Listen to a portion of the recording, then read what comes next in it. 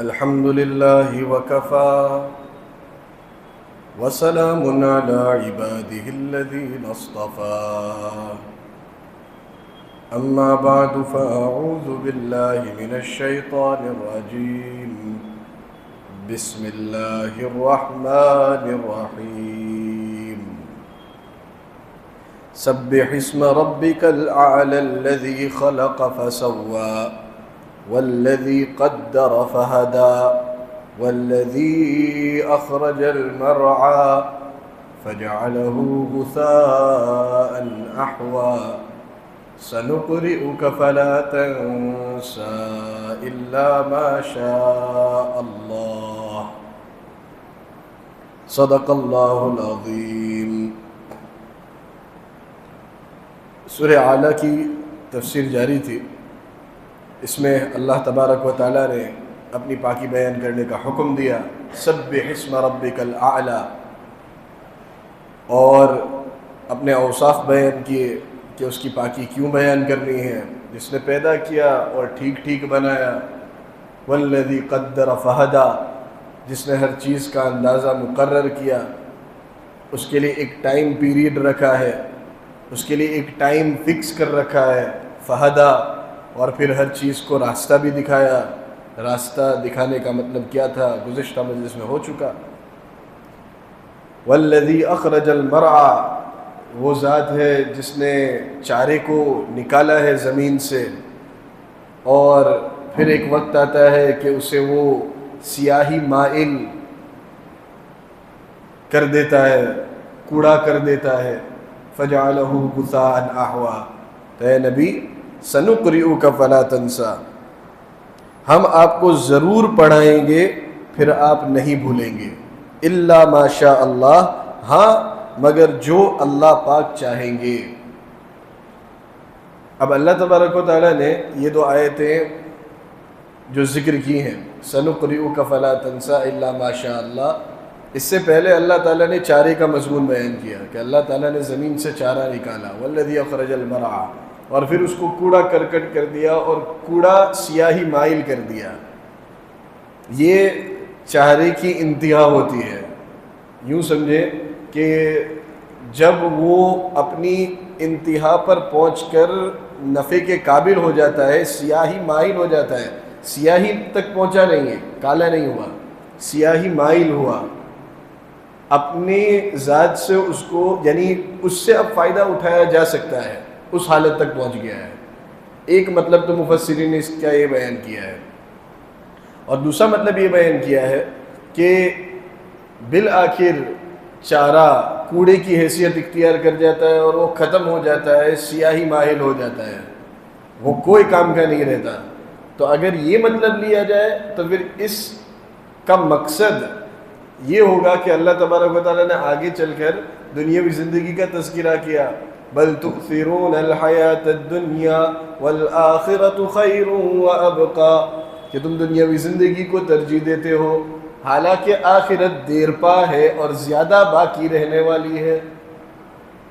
تو کیا مناسبت کہ جس طرح آخرت دیر پا اور زیادہ باقی رہنے والی ہے اور دنیا ختم ہو جائے گی، تھوڑی دیر کے لیے ہریالی لگتی ہے، گرینری لگتی ہے، لیکن بالآخر اس کا بھی انجام فنا ہونا ہے، اسی طرح چارہ بھی ایک وقت تک لہلہاتا ہے، پھر بالآخر اس کو بھی ختم ہونا ہے، سیاہی مائل۔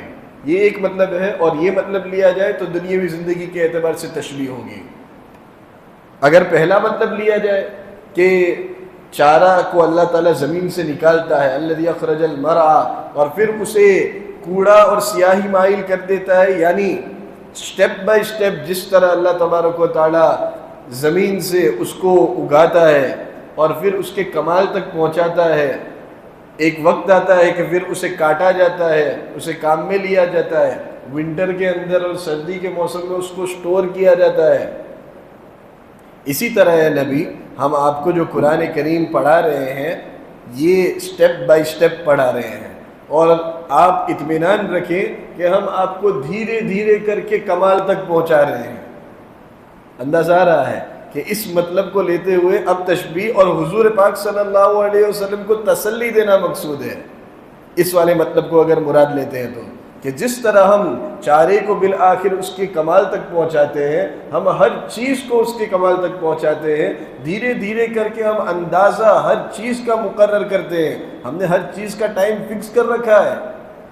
اسی طرح ہے نبی، ہم آپ کو بھی جو قرآن پڑھا رہے ہیں، دیکھو سنقرئ کا، ہم جو آپ کو عنقریب پڑھائیں گے، یہ لفظ استعمال کیا ہے، کیونکہ آپ صلی اللہ علیہ وسلم جب پہلی مرتبہ وحی نازل ہوئی تھی تو حضور نے کیا فرمایا تھا؟ ما انا بقاری، ما انا بقاری، میں پڑھ نہیں سکتا، میں پڑھا ہوا نہیں ہوں۔ جبرائیل علیہ السلام نے ان کو بھیجا تھا حضور کو سختی سے، ما انا بقاری، میں پڑھا ہوا نہیں ہوں۔ اللہ تبارک و تعالیٰ کہہ رہے ہیں تسلی دیتے ہوئے کہ آگے بھی جو کچھ ہوگا وہ ہم پڑھائیں گے۔ اے نبی، آپ زبان کو جلدی حرکت نہ دیجیے اس کو یاد کرنے میں، کیونکہ حضور کو ایک طرح کی فکر سوار ہے نا، لا تحرک به لسانک لتعجل به ان علینا جمعہ وقرآنہ، ہم جمائیں گے اس کو، ہم پڑھائیں گے، ثم ان علینا بیانہ، پھر اس کی وضاحت بھی ہم کریں گے لوگوں کے سامنے، آپ کے ذریعے، آپ کے واسطے سے۔ تو آپ صلی اللہ علیہ وسلم کو یہ فکر کیوں ہے؟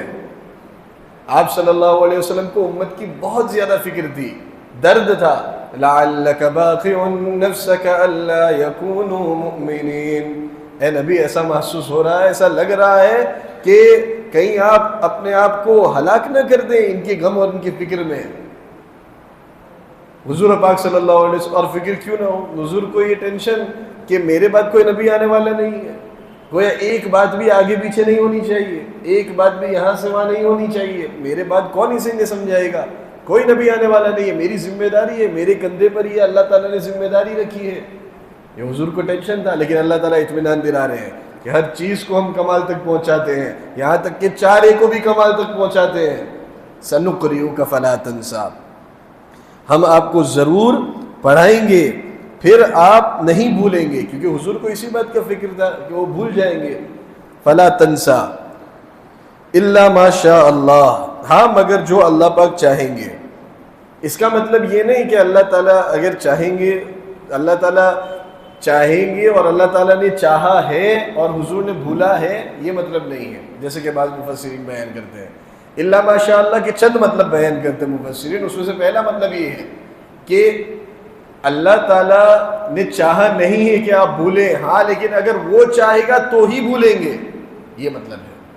یعنی جیسے کہ قرآن کریم کی ایک دوسری آیت ہے جس میں اللہ تبارک و تعالیٰ نے ذکر کیا، خالدین فیہا ما دامت السماوات والارض الا ما شاء ربک عطاء غیر مجذوذ، جنت کا تذکرہ کیا کہ جنت میں جب داخل ہو جائیں گے لوگ تو اس میں ہمیشہ ہمیش رہیں گے، الا ما شاء ربک، الا ما شاء ربک، سوائے جو تیرا رب چاہے۔ تو اس کا مطلب یہ نہیں کہ وہ ہمیشہ ہمیش کی مدت کبھی ختم ہوگی، نہیں، وہ ہمیشہ ہمیش کا مطلب ہمیشہ ہمیش۔ لیکن اللہ تعالیٰ یہاں پر بیان کیا کرنا چاہ رہے ہیں کہ اگر نکلنے کی کوئی صورت ہے تو اللہ تعالیٰ اس پر قادر ہے کہ وہ تمہیں نکال بھی دے، اس کے وعدے کا پکا ہے، وہ وعدہ خلافی نہیں کرتا، ہمیشہ کا مطلب ہمیشہ۔ لیکن اللہ تعالیٰ قادر ہے، قدرت رکھتا ہے اس بات کر کہ وہ اس مدت کو ختم بھی کر دے۔ اسی طرح یہاں پر بھی اللہ تعالیٰ یہ بیان کر رہے ہیں کہ ہم آپ کو پڑھائیں گے، آپ نہیں بھولو گے، اور یہ بات طے ہے کہ آپ کو بھولنا نہیں ہے۔ ہاں اگر بھولنے کی کوئی صورت ہوتی تو ہم بھلاتے، ہم آپ کو بھلاتے۔ الا ما شاء اللہ کا مطلب ایک بیان یہ کیا گیا ہے۔ ایک اور مطلب بیان کیا گیا ہے، قتادہ فرماتے ہیں کان رسول اللہ صلی اللہ علیہ وسلم لا ينسى شيئا الا ما شاء اللہ، کہ حضور کے ذہن سے بعض مرتبہ اللہ تعالیٰ چیزیں بھلاتے تھے، لیکن وہ بھلانے کا مطلب دو بھلانا ہو سکتا ہے۔ ایک تو بھلانے کا مطلب یہ کہ ذہن سے بالکل اس کو اس طرح ختم کر دینا کہ جب سامنے تذکرہ بھی ہو تو سمجھ میں نہ آئے کہ یہ ایسا لگ رہا ہو کہ پہلی مرتبہ تذکرہ ہو رہا ہے، یہ بھلانے کا ایک مطلب ہے، یہ تو نہیں۔ لیکن جو قتادہ کہہ رہے ہیں وہ یہ کہہ رہے ہیں کہ کبھی کبھار ذہن سے آدمی کی چیزیں نکل جاتی ہیں اور پھر توجہ دلانے پر وہ یاد بھی آ جاتی ہیں۔ یہ الا ما شاء اللہ۔ تیسرا مطلب یہ بیان کیا الا ما شاء اللہ ان ينسى ثم يذكر بعد ذلك، یہی کہ اللہ تبارک و تعالی ایک وقتی طور پر وہ چیز ذہن سے غائب کر دیں، پھر کچھ مدت کے بعد وہ چیز حضور کو یاد بھی آ جائے۔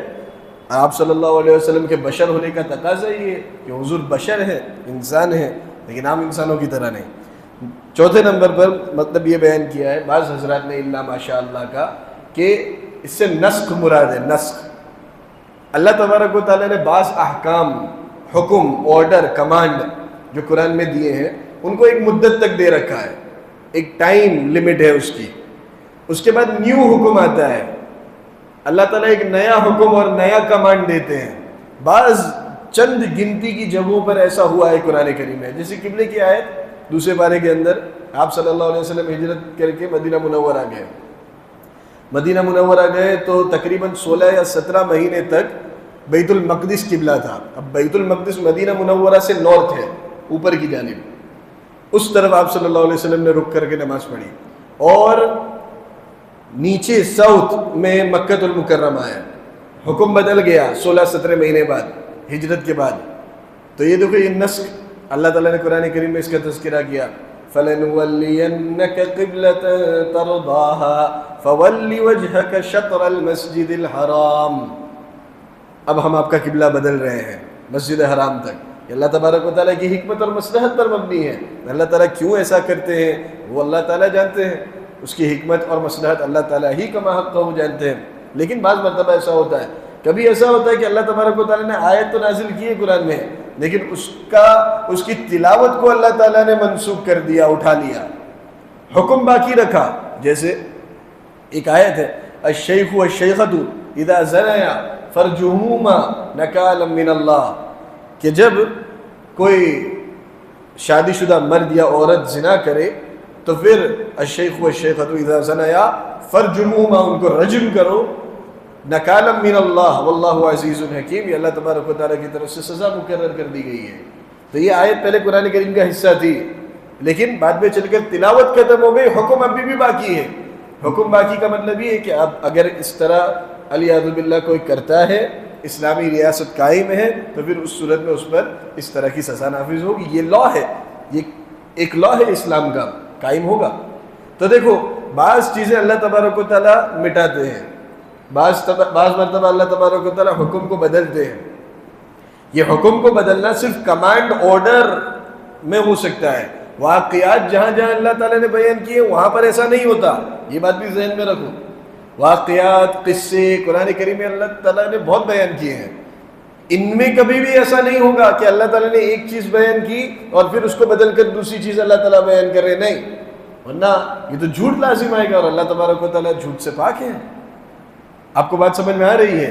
جو کینسلیشن وغیرہ ہوگا ایک مدت تک، وہ صرف آرڈر میں جو ہمیں حکم دیا جاتا ہے اس میں ہوا ہے، اور آپ صلی اللہ علیہ وسلم کی حیات طیبہ میں ہوا ہے، اس کے بعد بھی نہیں ہو سکتا جو احکام منسوخ ہوئے ہیں۔ یہ ایسا سمجھو جیسے کہ ڈاکٹر ایک میڈیسن پرسکرائب کرتا ہے، لکھتا ہے کہ تمہیں اس مدت تک یہ میڈیسن لینی ہے، اللہ تعالیٰ نے اس طرح میڈیسن لی۔ اب ڈاکٹر یہ نہیں بتاتا اسے کہ میں 2-1 مہینے کے بعد اس کا ڈوز بدلنے والا ہوں یا میڈیسن بدلنے والا ہوں، لیکن اس کے ذہن میں ہوتا ہے کہ میں بدلوں گا۔ اب وہ جو پیشنٹ اسکرپشن لے کر جاتا ہے اسے تو یہ ذہن میں ہے کہ بھائی اچھا یہ میڈیسن مجھے لینی ہے، 2 مہینے کے بعد وہ واپس ڈاکٹر کے پاس آتا ہے، اب ڈاکٹر کہتا ہے کہ اب اس کا ڈوسیج بدل دو، اس کی جگہ اب یہ لینا شروع کر دو۔ تو اب وہ کوئی ڈاکٹر کو علیہ باللہ، وہ تو ڈاکٹر کی مثال ہے، کوئی ڈاکٹر کو کوئی پاگل تھوڑی کہتا ہے، بہت سمجھدار اور ماہر ڈاکٹر ہے، اسے پتہ ہے کہ کیسے علاج کرنا ہے، یہی ہر کوئی سمجھتا ہے۔ اگر یہ وہ نہیں سمجھتا تو پھر شاید اس کو مزید علاج کی ضرورت ہے، لیکن وہ اس طرح سمجھتا ہے، ڈاکٹر کو ماہر جانتا ہے، عقل مند جانتا ہے۔ اللہ تبارک و تعالیٰ نے بھی اپنے بعض احکام کے بارے میں اس طرح ایک حکم پہلے نازل کیا، اور اللہ تعالیٰ کو معلوم ہے کہ اس حکم کو کہاں تک رکھنا ہے، پھر بعد میں چل کر اللہ تبارک و تعالیٰ نے ڈوز بدل دیا۔ یہ ہے نسخ۔ تو الا ماشاء اللہ کا مطلب بعض حضرات نے یہ بیان کیا ہے کہ سنقرئک فلا تنسى، ہم آپ کو پڑھائیں گے، فلا تنسى، آپ نہیں بھولو گے، الا ماشاء اللہ، ہاں مگر جو اللہ تعالیٰ چاہیں گے وہ بھول جائیں گے، اللہ تعالیٰ بھلا دیں گے۔ یہ ایک مطلب بیان کیا گیا ہے۔ اور بعض حضرات اس سے یہ مطلب مراد لیتے ہیں کہ فلا تنسى کا مطلب فلا تترک العمل، ہم آپ کو عنقریب پڑھائیں گے، اور آپ نہیں بھولو گے یعنی آپ عمل کرنا نہیں چھوڑو گے، ہم آپ کو عمل پر بھی جمائیں گے، کیونکہ بھولنا اور عمل کو چھوڑ دینا دونوں قریب قریب معنی ہے نا، بلکہ عمل کو آدمی چھوڑ کیوں دیتا ہے؟ اس لیے کہ وہ بھول جاتا ہے، ایک وجہ یہ بھی ہے۔ کوئی عمل کو آدمی کیوں چھوڑتا ہے؟ اس لیے کہ وہ بھول جاتا ہے، ایک وجہ اس کی یہ ہے۔ تو یہاں پر فلا تنسا سے مراد کیا لیا گیا ہے کہ ہم آپ کو عنقریب پڑھائیں گے اور آپ کو عمل پر بھی جمائیں گے، الا ماشاء اللہ۔ شیخ الاسلام حضرت مولانا حسین احمد مدنی نے حفاظ کے لیے ایک یہاں پر عمل بتایا ہے کہ جمعہ کے روز عصر کی نماز کے بعد اپنی جگہ پر بیٹھے ہوئے اگر کوئی حافظ قرآن حفظ کو مضبوط کرنا چاہتا ہے تو یہ سورت پڑھے، اس آیت پر پہنچے تو اسے 7 مرتبہ دوہرائے۔ کون سی آیت؟ سنقرئک فلا تنسا، سنقرئک فلا تنسا، سنقرئک فلا تنسا، اسے 7 مرتبہ دہرائے اور پھر سورت کو کمپلیٹ کرے، اپنا گریبان کھولے اور دم کرے، پھونک مارے، تو اللہ تبارک و تعالیٰ اس کے لیے حفظ کو آسان کر دیں گے۔ یہ حفاظ کے لیے ایک نسخہ بتایا ہے مولانا حسین احمد مدنی رحمۃ اللہ علیہ نے۔ اب حفاظ کو پکا کرانا ایک قابل فخر بات ہے، ایک قابلیت کی بات ہے۔ استاد جو ہوتے ہیں یہ بعض مرتبہ بڑا پکا یاد کرا دیتے ہیں بچے کو کہ وہ کبھی نہیں بھولتے، زندگی بھر یاد رکھتے ہیں، نوافل کے اندر پڑھتے ہی جا رہے ہیں، پارے پڑھتے ہی جا رہے ہیں، ایک رات کے اندر نہ جانے کتنے پارے پڑھ جاتے ہیں۔ تو جب ایک استاد ایک طالب علم کو اتنا مضبوط کروا سکتا ہے تو اللہ تبارک و تعالیٰ نے یہاں پر وعدہ لے رکھا ہے حضور پاک صلی اللہ علیہ وسلم اپنے حبیب کو قرآن کریم مضبوط کرانے کا، تو یقیناً یہ ممکن ہے۔ اور ہماری تو تراویح کے اندر، ہمارے اور آپ جیسی تو تراویح کے اندر غلطیاں بھی جاتی ہیں۔ حضور پاک صلی اللہ علیہ وسلم پاروں پر پارے پڑھتے جا رہے ہیں، ایک رات کے اندر نہ جانے کتنے قرآن کریم ختم، نہ جانے کتنے پارے پڑھے حضور پاک صلی اللہ علیہ وسلم نے۔ حضرت حذیفہ رضی اللہ تعالیٰ عنہ کی روایت نظروں سے گزری کہ حضور نے ایک رکعت میں 6 سے زائد پارے پڑھے ایک مرتبہ، رات کے اندر نفل میں تنہائی میں 6 سے زائد پارے، اور حضور پاک صلی اللہ علیہ وسلم ترتیلاً قرآن پڑھتے تھے، ٹھہر ٹھہر کر، اور جہاں آیت رحمت آتی تو پھر رحمت کا سوال کرتے، اللہ تبارک و تعالیٰ جنت کا تذکرہ کرتے تو جنت کا سوال کرتے، جہنم کا تذکرہ کرتے تو جہنم سے اللہ تعالیٰ کی پناہ مانگتے۔ تو اس طرح 6 پارے حضور پاک صلی اللہ علیہ وسلم نے ایک رات کے اندر پڑھ لیے۔ ایک دفعہ حضرت عبداللہ ابن مسعود کہتے ہیں رضی اللہ تعالیٰ عنہ کہ آپ کے پیچھے کھڑے ہو گئے تھے وہ، اور حضور نے تلاوت شروع کی، اب اتنی لمبی قرات ہو گئی کہ ابن مسعود فرماتے ہیں مجھے برا خیال آنے لگا۔ ان سے پوچھا گیا کہ برا خیال کیا ہے؟ وہ کہنے لگے برا خیال یعنی مجھے یہ خیال آنے لگا کہ میں حضور کو کھڑا چھوڑ کر بیٹھ جاؤں، کیونکہ میرے پیر جواب دے چکے تھے، میری ٹانگیں ختم ہو گئی تھی، اتنی زیادہ لمبی مدت تک حضور پاک صلی اللہ علیہ وسلم نوافل کے اندر کھڑے رہے۔ تو دیکھو حضور کا یہ عالم کہ اللہ تعالیٰ نے سکھایا تو حضور نہیں بھولیں گے، زبان پر جاری رہے گا، حضور پڑھتے جائیں گے صلی اللہ علیہ وسلم۔ درود کا بھی خاص اہتمام کریں، آج جمعہ ہے۔ تو معلوم ہوا کہ اتنی لمبی قرات فرماتے تھے، اس کے باوجود کوئی غلطیاں نہیں جاتی تھی۔ یہ ہے اس آیت کا صحیح مطلب، سنقرئک فلا تنسا الا ما شاء اللہ۔ یہ تو ہوئی آج کی تفسیر، انشاءاللہ آئندہ مضمون جو ہے وہ بعد میں نقل کیا جائے گا۔ اعتکاف کی مبارک عبادت اور بابرکت عبادت اب شروع ہونے جا رہی ہے مغرب کے بعد سے، یہ سنت اعتکاف ہے۔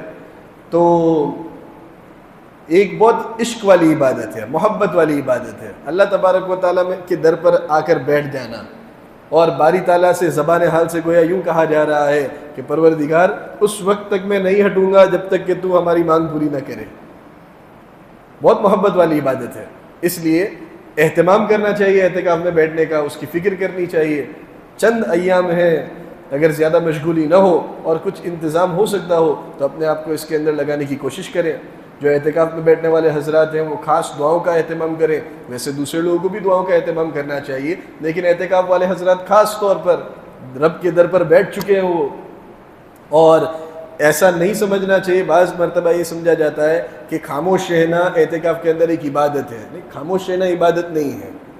خاموشی کو اختیار کرنا عبادت سمجھ کر یہ عبادت نہیں ہے۔ اس لیے آدمی یا تو تلاوت کے اندر مشغول رہے، ذکر و اذکار کے اندر مشغول رہے، اور باتیں کہیں، اچھی اچھی باتیں کہیں، اچھی اچھی باتیں کرے، اپنے آپ کو موبائل سے دور رکھا جائے۔ جو اعتکاف میں بیٹھنے والے ہیں یہاں پر موبائل سے دوری، دیکھو موبائل میں اچھی اچھی چیزیں بھی ہوتی ہیں اور بری چیزیں بھی ہوتی ہیں، لیکن اعتکاف کے اندر بری چیزوں سے آدمی تھوڑا سا بھی اس سے وابستگی نہ رکھی. یعنی کبھی کبھی ایسا ہوتا ہے کہ یوٹیوب وغیرہ کھول لیا تو ایڈورٹائزمنٹ آ گئی، تو ایڈورٹائزمنٹ سے آدمی کیسے بچے گا؟ اس لیے اعتکاف کے اندر مسجد کے اندر بیٹھے ہوئے موبائل سے آدمی بالکل دور رہے، اور زیادہ سے زیادہ وقت جیسے کہ بتایا گیا تلاوت قرآن کے اندر لگائے. آدمی کے پاس بہت اچھا موقع ہے. تلاوت قرآن سے بندہ جتنی زیادہ قرب اور جتنا زیادہ قریب اللہ تعالیٰ سے ہو سکتا ہے کسی اور چیز سے نہیں ہو سکتا.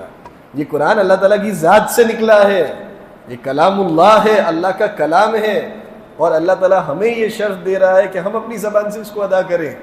اس سے زیادہ قریب ہونے کا رستہ اور کوئی نہیں. بہت تیزی سے آدمی قریب ہوتا ہے اللہ تعالیٰ سے قرآن کریم کے نتیجے میں. اس لیے قرآن کریم کو زیادہ سے زیادہ پڑھنا چاہیے. باہر آدمی ضرورت کے بغیر نہ نکلے. جو ضرورت ہے قضاء حاجت کی فقط اس کے لیے نکلے، اور جیسے ہی ضرورت پوری ہو جائے وضو کر کے فوراً مسجد کے اندر تشریف لائے. باہر ضرورت سے زیادہ باتیں کرنے کی بھی اجازت نہیں ہے، بلکہ اگر ضرورت سے زیادہ کوئی کام کر لیا جو ضرورت سے زیادہ ہے، اس کی حد کو کراس کر لیا، تو پھر اعتکاف وہیں پر فاسد ہو جائے گا، وہاں پر ختم ہو جائے گا. اگر غسل کی حاجت ہے تو پھر اس صورت میں پہلے سے کچھ انتظام کر دیا جائے، فوراً غسل کر کے آدمی دوبارہ مسجد کے اندر تشریف لائے. اس سے زیادہ تو ضرورت کے بغیر اگر کوئی آدمی چند سیکنڈ کے لیے بھی مسجد سے باہر جائے گا تو اس کا اعتکاف فاسد ہو جائے گا. ان سب چیزوں کو مد نظر رکھنا ضروری ہے. عبادت کے اندر وقت گزارنا ضروری ہے. اللہ تبارک و تعالیٰ عبادتوں کو قبول کرے. رمضان کے جو چند ایام باقی رہ گئے ہیں یہ لب لباب ہے، یہ آخری عشرہ جو ہے یہ کریم ہے رمضان کے مہینے کا. اس کے اندر اگر آدمی ریس کے اندر تھوڑا سلو شروع کرتا ہے اور ابتدا اس کی تھوڑی سلو ہوتی ہے تو اسے نا امید نہیں ہونا چاہیے نا. اس لیے کہ ریس کا جو گھوڑا ہوتا ہے نا وہ بھی فنش لائن کو جب دیکھتا ہے نا تو اپنی رفتار بڑھا دیتا ہے. وہ دیکھتا ہے نا کہ اب فنش لائن قریب آ رہی ہے تو وہ دھیرے تھوڑی پڑتا ہے، وہ تو اور اپنی رفتار بڑھا دیتا ہے. اس لیے اب تک اگر کچھ نہ ہو سکا تو استغفار کرے، لیکن اب جو آ رہا ہے اگر اس کا صحیح موقع پر اور صحیح طریقے سے فائدہ اٹھا لیا گیا تو امید ہے کہ اللہ تبارک و تعالیٰ گناہوں کو بخش دیں گے، تلافی ہو جائے گی.